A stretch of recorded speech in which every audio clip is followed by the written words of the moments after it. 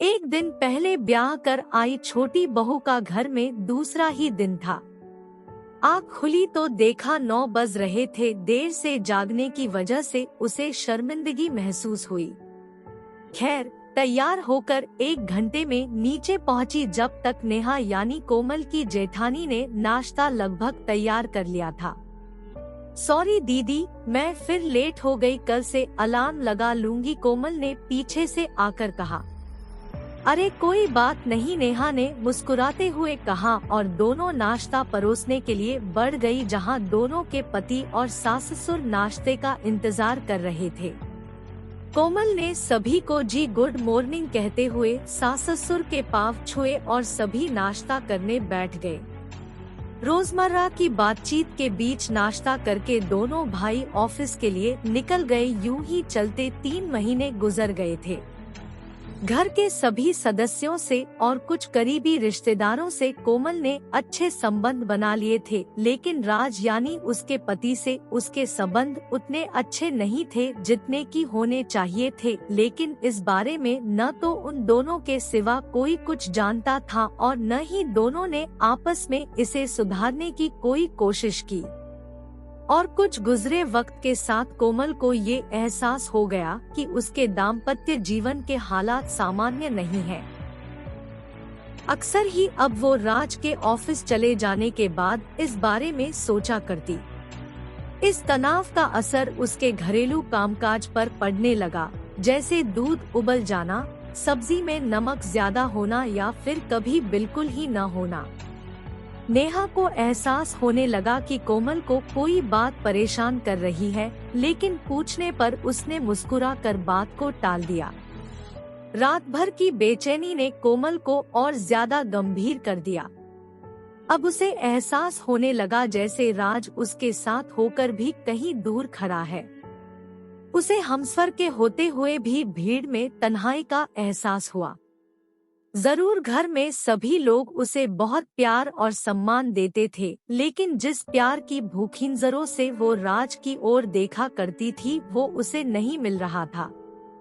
हारकर उसने राज से इस बारे बातें करने की कोशिश की तो उसने बात पलट दी और फिर कोई बहाना बनाकर बात को वहीं खत्म कर दिया। लेकिन कोमल के लिए ये बात खत्म कर देने जितनी छोटी नहीं थी, बल्कि राज के इस अजीब बर्ताव के बाद अब उसे इन सब के पीछे की बात जाननी थी। एक दिन घर पर अकेली होने पर वह अपने कमरे की सफाई कर रही थी। तभी उसे राज की अलमारी से एक डायरी मिली। वो डायरी जो उसने पहले कभी नहीं देखी थी। यूँ तो किसी की भी पर्सनल डायरी बिना इजाजत के पढ़ना गलत लगा, लेकिन फिर भी कोमल से रहा नहीं गया तो उसने कुछ पन्ने पलटे। कोमल को यूँ लगा जैसे इस असंतुलित दाम्पत्य जीवन को लेकर उसके मन में उठ रहे सभी सवालों का जवाब उसी डायरी में छिपा हो। इसी ललक के साथ उसने सभी काम छोड़कर अगले 1 घंटे उस डायरी को बहुत गौर से पढ़ा। डियर कविता, मैं तुमसे बेहद प्यार करता हूँ। जो बात मैं पिछले 2 साल में तुमसे नहीं कह पाया, अब कहे बिना रहा नहीं जाता। मैंने ये बात ठान ली है कि कल मैं किसी भी सूरत में अपने दिल की बात तुमसे कहकर रहूँगा। तुम मेरे प्यार को अपनाती हो या नहीं, आगे तुम्हारी मर्जी। हाँ, आखिर आज मैंने अपने दिल की बात कह दी कविता से। एक बोझ हल्का हो गया। यूँ लगता है मानो बरसों से कैद एक परिंदा आज आजाद हो गया है। इससे भी ज्यादा खुशी की बात तो ये है कि मेरा प्रेम प्रस्ताव स्वीकार कर लिया गया है। जाति के भेद पर बलिदान दिया गया है एक और प्रेम कहानी का। इस बार गाज मेरे और कविता के रिश्ते पर गिरी है। अगले महीने कविता की शादी है और दूल्हा मैं नहीं कोई और है। लड़की तो मेरे लिए भी देख ली गई है, पर वो कविता नहीं कोई और है। अपने माँ बाप को दुखी न करने के लिए ही हमने अपने प्यार की आहुति दी है और अब उन्हीं की खुशी के लिए उनकी मर्जी से शादी भी करनी ही पड़ेगी। मैं नहीं जानता कि मैं उस लड़की को कविता जितना प्यार दे सकूंगा या नहीं, लेकिन इतना तो तय है इस दिल के एक कोने में कविता का घर जरूर रहेगा। डायरी बंद करके कोमल सिहर गई। कुछ हरकत थी अगर तो सिर्फ उसकी आंखों से बहते आंसुओं की। कुछ देर में उसने डायरी वही छिपा दी जहां से उसे मिली थी।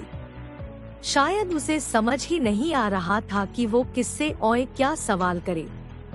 अगले दिन ऑफिस से लौटे राज को बेडरूम के मेज पर एक पानी का गिलास और गुलदान के नीचे दबा एक खत मिला। खत कोमल ने लिखा था राज के नाम।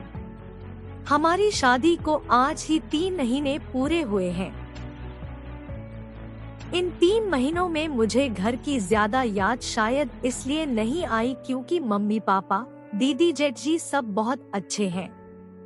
अच्छे तो आप भी बहुत हैं, पर पता नहीं क्यों पिछले 1-1.5 महीने से यूं लगा रहा है जैसे आप मुझसे मीलों दूर हैं। कहीं न कहीं मुझे उस प्यार की कमी महसूस हुई जिसकी हर नवविवाहिता उम्मीद रखती है अपने पति से। मैंने कई बार आपसे पूछना चाहा पर आपने ध्यान नहीं दिया। परसों अलमारी ठीक करते वक्त एक डायरी हाथ लगी जिसने मेरे हर सवाल का जवाब दे दिया। मैं जानती हूँ मुझे वो डायरी नहीं पढ़नी चाहिए थी, लेकिन पढ़ने के बाद ये भी जान गई हूँ कि मेरा वो डायरी पढ़ना कितना जरूरी था। मुझे ये आपसी दूरी घटानी है।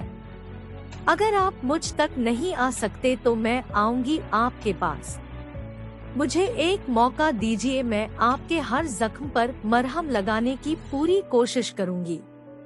प्लीज। वो खत पढ़कर राज जड़ हो गया। जो बात वो कोमल से कभी न कहने वाला था वो सब कुछ वह जान चुकी थी। राज के अंदर झांककर उसने वो खालीपन ढूंढ लिया था जिसे वो खुद से अपने प्यार से भरना चाहती थी।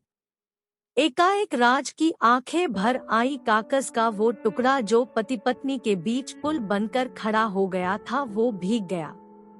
इतने में कोमल ने पीछे से राज के कंधे पर हाथ रख दिया। पलटकर राज ने कुछ कहना चाहा, होंठ तो कांपे लेकिन एक भी लफ्ज न गिर सका। उसकी जुबान से राज के दिल का वो खालीपन कुछ देर को हवा में भर गया। बिन कुछ कहे बिन कुछ सुने दोनों ने एक दूसरे को बाहों में भर लिया। कोमल को उसका राज मिल गया था और राज के दिल के उस काली कोने में अब राज ने जगह बना ली थी।